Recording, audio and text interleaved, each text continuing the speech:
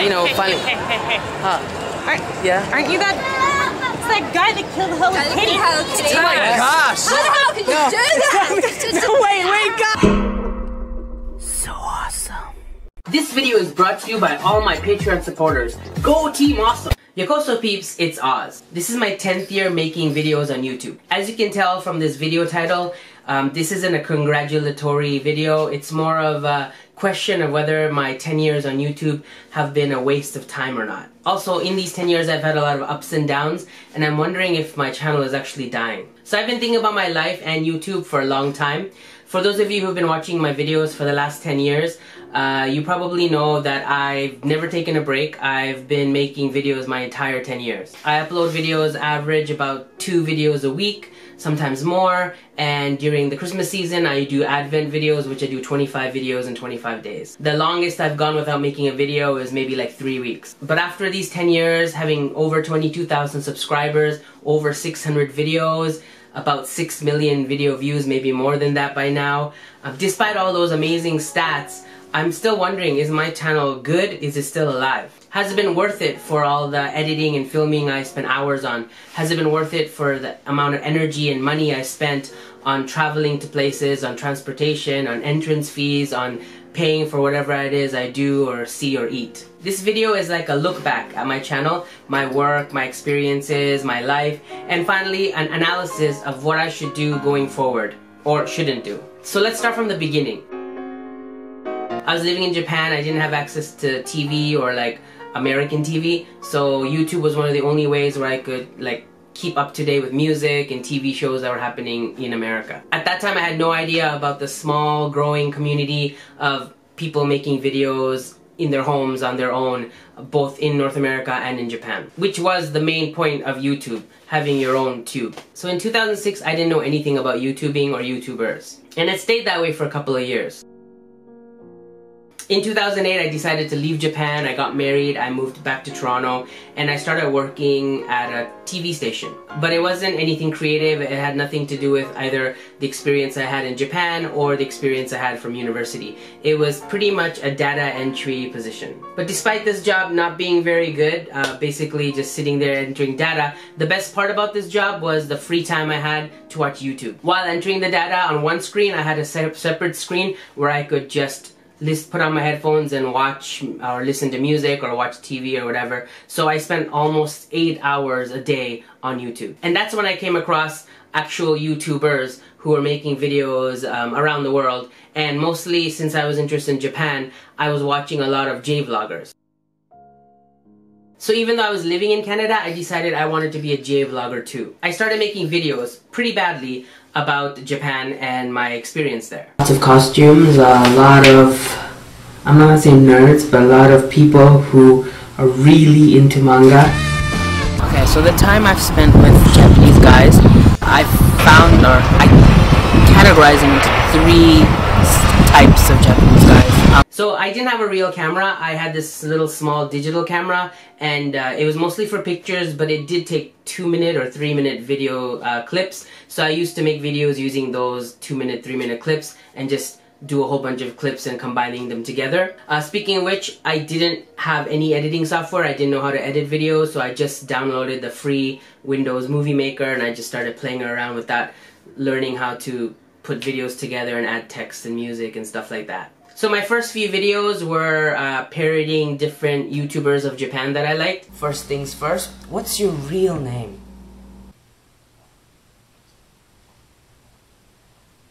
Megabon desu. Now, I want you to take out those dog treats. Up, that's right. Yes, bring it out here. Very good. Alright, don't dilly-dally. Come on, just put them on the table.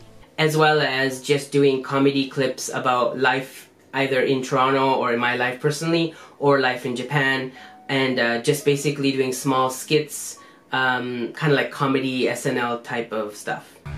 This guy sucks. Millie, have a look at this. It's absolute shite.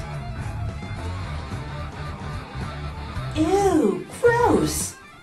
Is that his face? And then to kind of get noticed by the J-vlogging community, I started making something called Jisho Roulette, which is where I took a dictionary and tried to teach Japanese. Even though I didn't speak Japanese well, I didn't actually know much Japanese at all.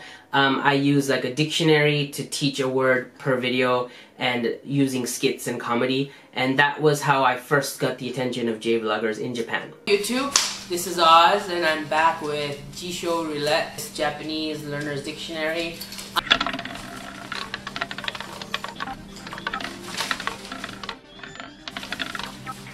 Okay, so today's word is ow. Ow. So the word ow in Japanese means to meet or to encounter. Say, watashi wa Borat ni aitai. Hello, my name is Borat. Nice to meet you. Yashimesh. Hi, nice to meet you too. My name is Oz. How are you? I'm fine. I like your shirt. Not. It's funny, no? Yes, it's funny. So, do you like Canada? Yes, I like very much. Do you like sex?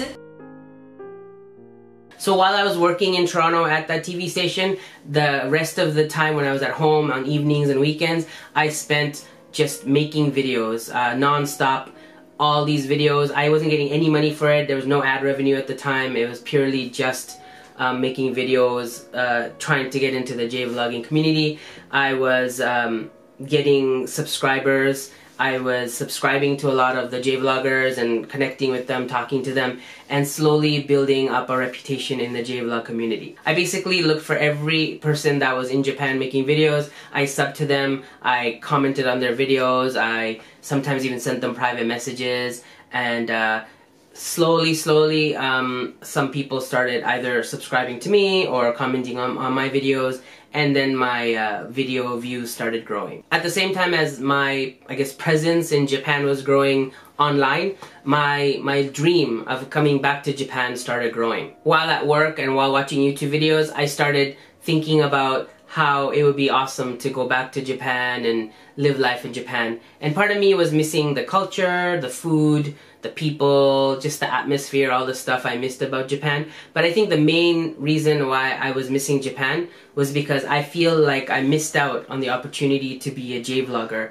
while I was there, because I didn't know that that thing existed. So I wanted to go back to Japan and relive my Japan experience, but also do it using YouTube. So even though I was in Toronto, even though I had a good job and I was married and I was in Toronto, I wanted to go back to Japan because I wanted to be a YouTuber, which is a really weird thing, especially at that time. YouTubing wasn't like a major career choice for most people. And even though it made more sense for me to keep working in Toronto and trying to move up in my company and then try to build a life for myself in Toronto, I kind of decided that I should follow my passion, because I wasn't really interested in the work I was doing, and I didn't feel like I really, I guess, belonged in Toronto. Even though it's my hometown, I kind of felt like the reverse culture shock, and I kind of like felt out of place as I was. So I thought my true passion is making videos about Japan, so I should be in Japan to do that. And so I decided to apply for the JET program, and I actually got in, and I became an ALT in Hokkaido, because I wanted to come back to Japan. And of course I enjoyed the job as teaching and being an ALT, but I think my true passion was and still is making videos and expressing myself creatively through YouTube. And that's why I decided going to Japan would be the best way to follow that dream. So once again, I spent all my free time after work in Hokkaido, basically making videos, editing videos, uploading videos, watching other people's videos, commenting, basically YouTubing like at least 5 hours a night after work, every night, and then on weekends all day, just trying to become a J-vlogger. Peeps, it's Oz, and today I want to talk about voices. No, not the ones in my head. Voices, especially of Japanese girls. Did you know they changed their voice? For example, in Japan, waitresses. Hi, coffee ikaga desu ka? So I thought all girls in Japan talk like that. but it's not true. And I realized there's actually 2 reasons why girls change their voice here in Japan. I even spent my vacation that I got traveling to different parts of Japan, like Nagoya or Tokyo or Osaka or whatever, to meet other YouTubers that I had been following while I was in Toronto. And I met up with them and I even collabed with them. Hold it right there, punk. Give me all your money. No. Damn. What's up, peeps? It's Oz. I'm at Victor's school, and I'm sure all of you guys know Victor. I hurt my tooth, so I'm making funny faces today. No, not funny. Funny looking. Looking funny. Hold it in. And thanks to him, he set it up, so it's all good. Couple, yay! And we're about couple 2. This #1 YouTube star in the world. Best food would be sakura mochi, which we already ate. Strange people who are behind me right now. Yeah, making you feel at home in a place far away.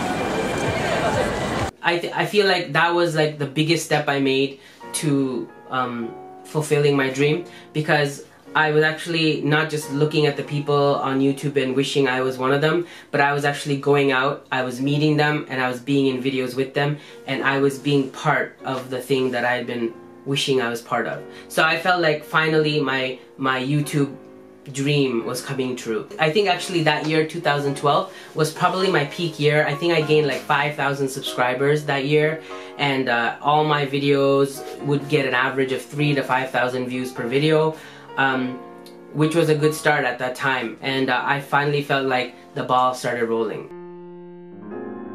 So even though all the big YouTubers knew me by then, like the Japanese ones and the foreign ones, and a lot of them even subscribed to me and watched my videos, I even collabed with a lot of them.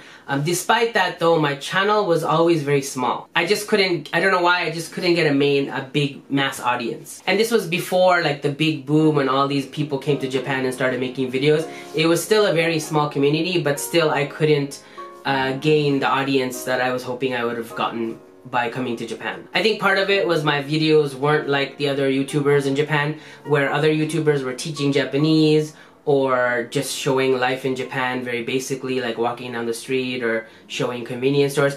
Mine was more like life drama focused, and I was talking about stuff in my room and dressing up in wigs and skits and kind of poking fun at different parts of Japanese culture, and it was more like a comedy life, slice of life kind of channel.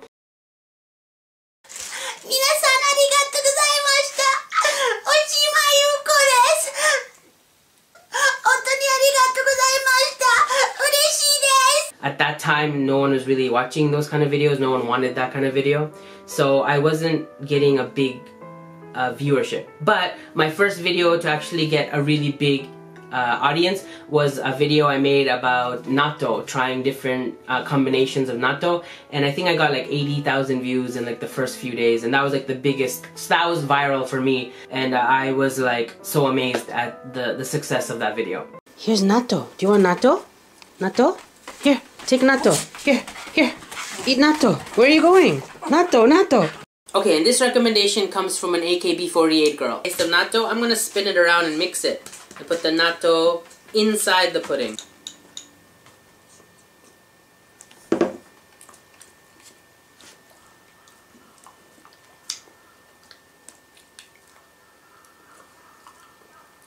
Although it really looks nasty, it tastes pretty good. This is probably the best one I've had so far. The pudding is sweet, and it completely covers the taste and texture of the natto. I guess AKB48 girls do serve a purpose. And then I made a video when my parents came to Japan. I made an interview with them, and that video got like over 250,000 views in like a week. So that was incredibly shocking as well.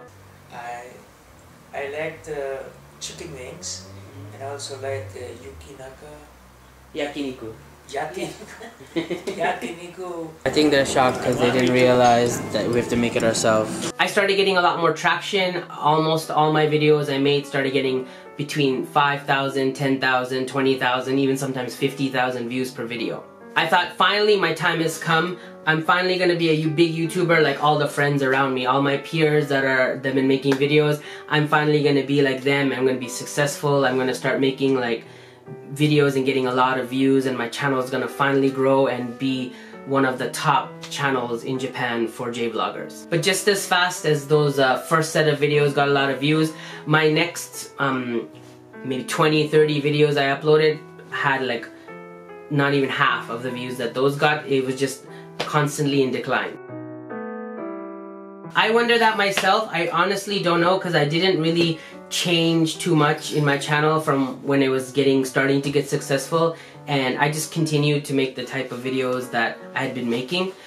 So some people said it's because I'm not a girl, because apparently if you're a good-looking blonde white girl or whatever in Japan, you get a lot of views. But there's also a lot of guys and a lot of people who are not like that in that category who still do well on YouTube. It's even in Japan, so I didn't think that was the main reason. So some people said it's because I'm not good looking or interesting, but I don't, maybe that's part of it, I guess. I can see that, but at the same time, I think it depends on the type of YouTubing you're doing. If you are going to be you know, like a makeup guru or like a fashion, like whatever, kind of model or whatever, then yes, maybe you need, the looks is more important.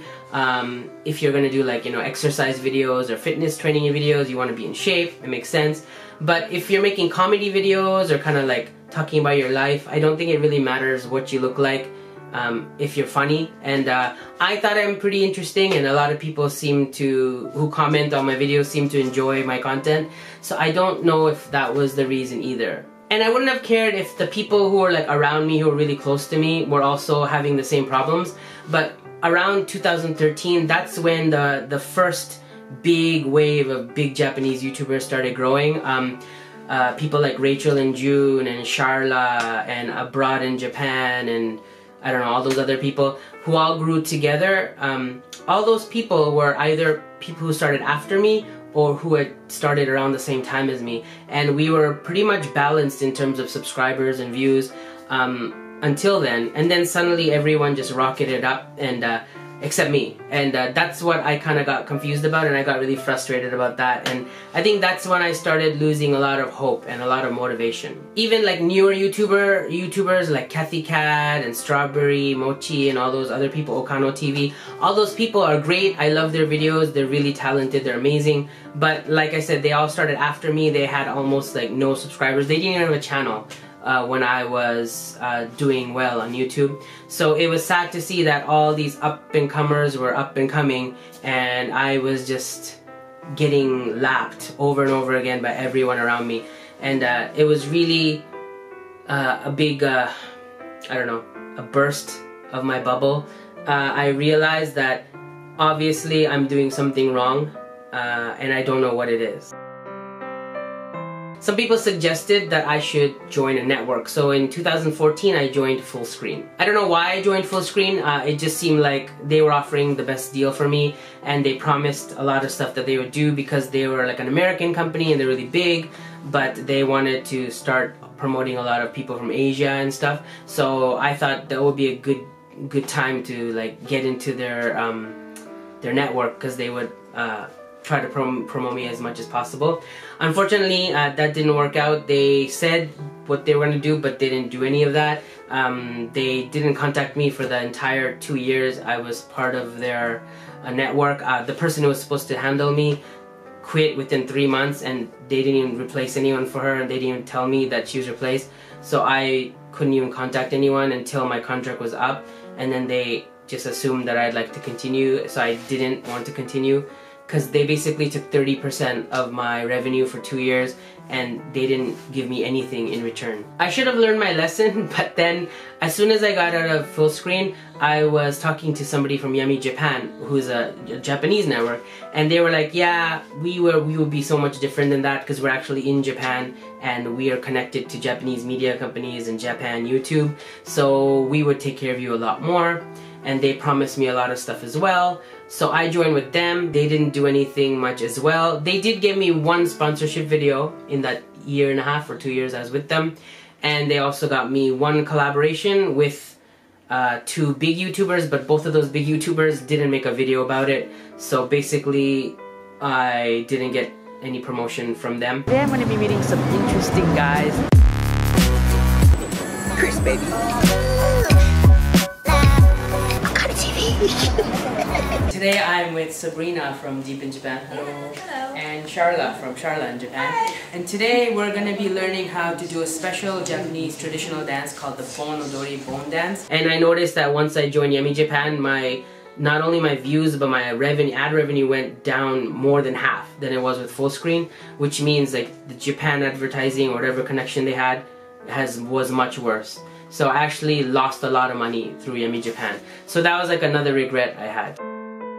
Instead of trying to get other people to promote me, I thought I'm gonna try to promote myself. I'm gonna use my own skills and my own ideas to try to boost my channel. So YouTube was more than a hobby for me. It was actually my passion, still is. And I really thought that I could be a full-time YouTuber. I wanted to, live in Japan. I wanted to travel around Japan. I wanted to introduce food and locations and culture and people about Japan, and I wanted to be my own boss. I wanted to be like a YouTuber, a real YouTuber, where I work from home, I edit videos, I go places, I do sponsored videos or whatever with companies, and I basically earn an entire income from YouTube. And that's why I changed my channel name from Ozzy78 to OzzyAwesome. I took a risk. I decided to take my company. I used to work 5 days a week. I asked to have 1 day off. So I started working only 4 days a week, so I cut my salary a bit. But I spent those 3 days I had off basically doing YouTube stuff. I started making 4 videos a week just to get more content out there, to get more known. And the more content I had, I thought the more chance I had at getting like a hit, like a viral video or just like a bigger following. There was actually a couple of shows that I thought about, that I came up with, that I thought would be good ideas, and I tried. The first one was called This Week in Japan. On a special episode of This Week in Japan, join Kei-san and the rest of the cats as we film our first music video at the YouTube space in Tokyo.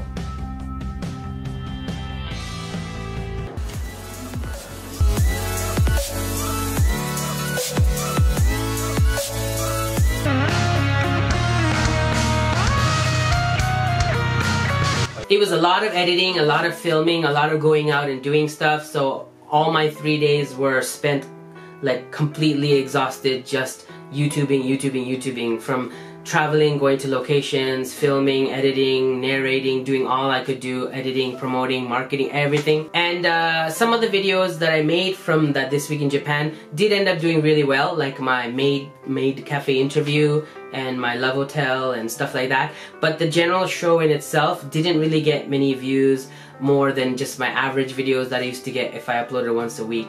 So I would get like maybe 1,000 views per video, which is what I was getting anyway. So I felt like even though I put so much effort than I did compared to my other videos, I still wasn't getting much return. So after 1 year, I think I did like 50 episodes or something, like 1 per week. I decided to let it go just because it was too tough to continue and it wasn't paying off. I tried something called What's the Point? So there's a famous Japanese show called Darts Tabi, where somebody throws a dart at the map of Japan and wherever it lands, that's where they go to visit. So I did the English version of that, but like prefecture by prefecture. This is me. This is the Japan we all know and love. But today I'm going to show you something different. I'll go where this dart lands and see what's the point. Landed on Yokohama City, which is where I'm going today. Let's check it out. A hotel called Prince. I don't know if it's good or not, we'll find out. A ramen museum opened in 1994 and is more of a food court than a museum. And it was really fun. I enjoyed going to those places. But once again, like, I spent a lot of money traveling. Sometimes I had to stay overnight because it was a bit far. I did spend a lot of money to get to those places. And once again, my views weren't more than 1,000 views or 2,000 views. So almost no return on ad revenue. And I spent way more money than I got back. So I felt like I was actually losing money by doing that show. Finally, I started a show, and actually I'm still kind of continuing it. It's called Gaijin Life. It's where I interview foreigners who are living in Japan. I'm not sure how many episodes I did, maybe about 10.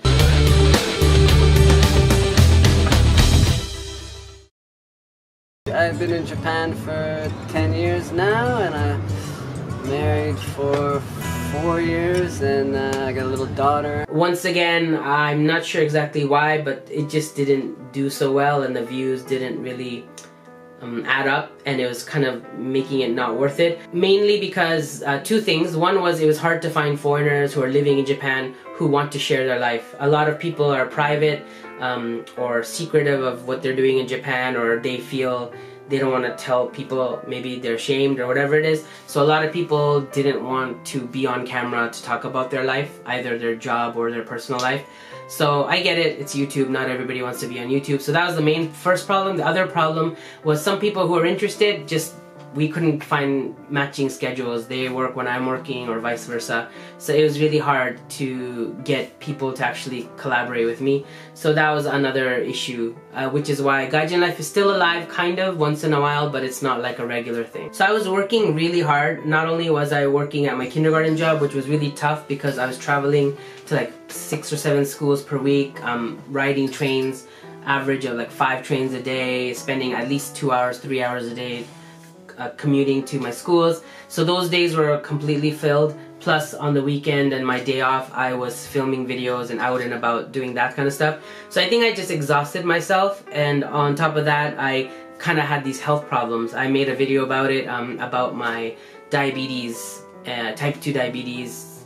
I found out I had that, and then just in general a lot of other side problems I had. Because of my personal problems, my like sickness, my health, and also my job, and just all the stress that was happening in my life, I still didn't want to give up on YouTube. It's still my passion, so I didn't want to stop doing it, but I definitely knew I had to like change paths again. I knew that this constant uploading 4 videos a week and hoping for the best and changing things around and adding all these new shows, it was just like confusing everything.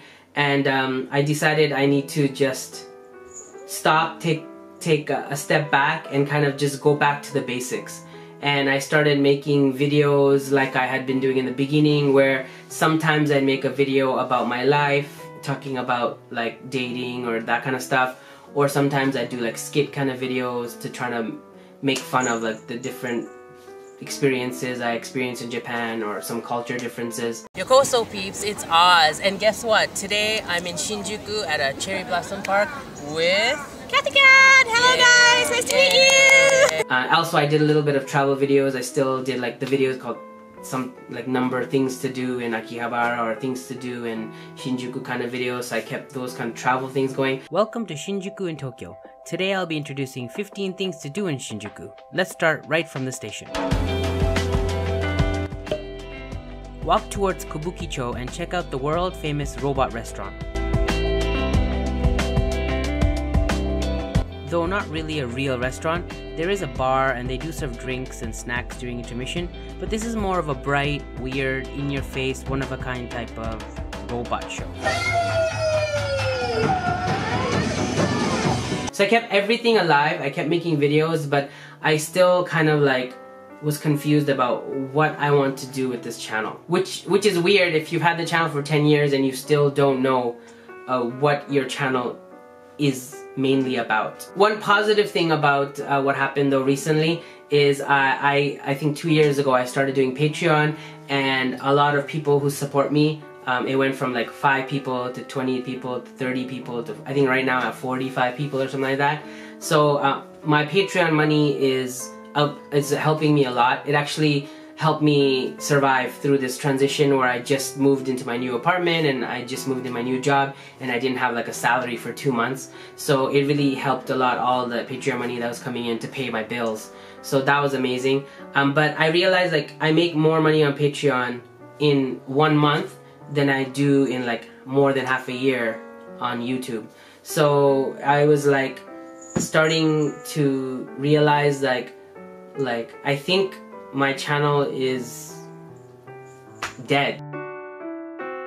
Now it's been 10 years. My views are pretty low. I'll be lucky if I get 1,000 views, or maybe 2,000 views is like a viral video for me. Most of my videos hit 1,000 views after like a week or 2. Sometimes it takes a month, sometimes they never hit. I think one of my latest videos that I spent a lot of time on doesn't even have like 500 views. So considering I'm getting less views than I was getting when I had like 1,000 subscribers, but now I have 22,000 subscribers, that's very disheartening for me. Also, I make a lot less than I made when I first started getting ad revenue. When I was with full screen, I was making about $100 to $150 a month. And now I make $50 a month. And $50 sounds good. It's like you can go for like a nice steak meal. But if you think about the amount of hours and time and money and days and years I spent creating this channel, and then considering that the $50 doesn't even pay enough for my electricity bill, which is 60 bucks. So that's making me realize that I think my channel is pretty much, if not dead, dying. Do views matter? The truthful answer is yes. I'm not saying I want to be like a celebrity or like a huge YouTuber, like millions and millions of subscribers like PewDiePie or something, because YouTube is a world audience, so there's millions and millions of people watching, right? So let's compare it to a stadium in real life. If you are performing at a stadium, if you get a handful of claps, it's not very good. But if you have an entire audience at a stadium clapping and cheering along with you, then you feel successful, like you did your job. The most obvious is revenue. I want more views, so I want more people watching my videos so I can get more subscribers and get more revenue, and I can pay my bills, because like I said, one of my dreams has always been to be a full-time YouTuber. Of course, now I'm more realistic and I know it's a lot more difficult to do that, especially since my channel's been around for so long and it hasn't hit big yet, so most likely it won't. So I've come to face the fact that I'm not going to be a YouTuber 100%, but I was at least hoping that YouTube could be a big chunk of my salary or my career. It could be my main career and I could do something on the side like teach English or find a different job. But my second reason is also more of a confirmation that I haven't wasted 10 years of my life and that my channel is still alive. I want to know that I had this purpose in my life, I had this passion in my life, and I made the right decision by sticking to it. But I feel the more videos I make, the more effort I put in, the better quality I try to improve my editing or my quality of my videos, scripting the videos, the more content I try to give, the less people watch. So a lot of people say, just make the content that you would love to watch yourself. And I do that. Every video I make, I've put so much effort in, and I love watching it myself. It makes me laugh or it makes me happy. I feel like I'm very authentic in my videos. I don't try to fake anything. I tell the truth. I have good thumbnails, I have good titles, I have good information. All my videos are pretty high quality. I do edit a long time and I edit well. I add a lot of humor and education, so it's a very informative video. It's still fun and entertaining. I follow whatever algorithm that YouTube says they want, so right now it's making videos that are more than 10 minutes. I promote all my videos, I put the right keywords, I put the location, I put information in the information section. I promote it on all the social media platforms I have. Even the end screen and the cards and all that stuff, I make sure that all my videos have that as well. I feel like I do exactly what all the other famous YouTubers or popular YouTubers are doing, and a lot of the times I do it better, but still for some reason my channel doesn't grow. I'm not blaming YouTube, I'm not blaming other YouTubers for being more successful than me. I'm not saying it's unfair or that other people have some kind of privilege or advantage over me. Completely take credit and blame for everything that I've done in my channel. And I'm not looking for sympathy. I'm not like threatening to like shut down my channel or you know, stop making videos if people don't start watching, anything like that. It's nothing like that. I'm just making this video because it's been 10 years and I wanted to reflect on what I've done for 10 years, and kind of I wanted to vent because I am feeling very, not cheated, but I feel very like, I'm almost feeling a little bit of regret, like should I have done what I did? Should I have spent the last 10 years changing my life around, you know, moving to different countries and doing the things I do to follow this passion to be a YouTuber? Or should I have focused all my energy on something different, like maybe going back to Canada and finding a different job, or getting another hobby, or getting another skill, or even just getting another job, like working at McDonald's for like 3 days a week instead of doing YouTube? I probably would have saved a lot more money than I have with YouTube. And people who watch my channel regularly, who are like my peer supporters. I thank them so much and I love them. And they always tell me I deserve more views, I deserve more subscribers. So that makes me really happy to hear that.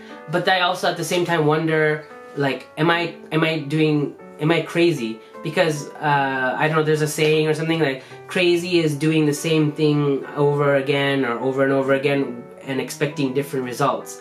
And I've been doing the same thing over and over again. I've been making videos for 10 years and I've gotten the same result, not being successful on YouTube. So am I crazy for continuing this, and should I just like keep going and someday it'll happen, or should I once again pivot and just try to do something different? Anyway, I don't know the answers myself, and I'm not expecting anyone to know the answers either. I don't mean to sound like a complete downer, because it wasn't like terrible. My life is a lot more interesting because of YouTube. I've had a lot more experiences that I probably wouldn't have had if I didn't do YouTube videos. So there is like positivity in my channel as well. I'd like to say finally though, thanks for everyone who's watched my channel, who's watched this video. It's a pretty long one. And also for everyone who's like stuck with me, either if you're a new person or even someone who's been around from the beginning for the last 10 years, I want to thank you, and thank you for sticking with me, and I hope you stick with me even longer, and hopefully join me on this journey, which is hopefully uphill. Or wait, uphill does that mean it's harder or easier? I don't know, but either way, hopefully it's a successful uphill. So please join me on OzzyAwesome. Thanks for watching. If you haven't subscribed to my channel, please do. If you haven't seen my videos, please watch them. I think you'd like them. If you want to go to my Patreon and support me, you can do that. If you want to go to my website, OzzyAwesome.com, you can see what's going on with my life there as well. If you got this far in the video, please type Viva la OzzyAwesome, and hopefully that comes true. Take care, see you next time, and peace.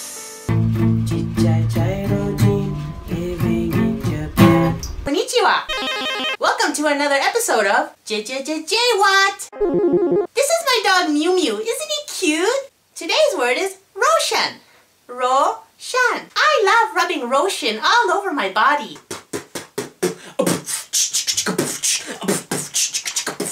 Boom, boom, boom, boom.